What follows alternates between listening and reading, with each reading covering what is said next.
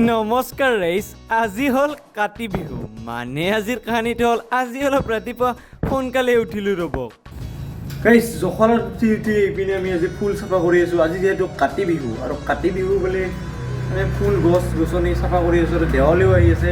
আৰু এইবাৰ বিহু পূজা দেৱালী সকলো সেমেকা হৈ পৰিছে আমাৰ জুবিন দা অবিহনে। আৰু জুবিন দাই আমাৰ কাৰণে সদায় জীয়াই থাকিব, সদায় অমৰ হৈ থাকিব।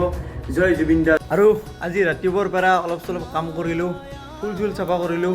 আৰু আজি ৰাতিপুৱাই অলপ কামত লাগি গ'লোঁ ৰ'ব। মই পিছে অকলে কৰা নাই, মোৰ লগত আমাৰ খুৰীমাও আছে। আৰু ফুলৰ গছ গছনিবিলাক চাফ চিকুণ কৰাৰ লগতে আৰু এইফালে মই লৈ ল'লোঁ তুলসী গছৰ টাবটো। আজি যিহেতু কাতি বিহু আৰু আজি সন্ধিয়া আমাৰ সকলোৰে ঘৰে ঘৰে তুলসীৰ তলত যিহেতু চাকি জ্বলোৱা হ'ব। আৰু এইপিনে আমাৰ ঘৰত থকা তুলসীৰ টাববিলাকো চাফ চিকুণ কৰাত লাগি গ'লোঁ। আজিৰ ভিডিঅ'টো ইমানেই আছিল দিয়ক ৰাইজ।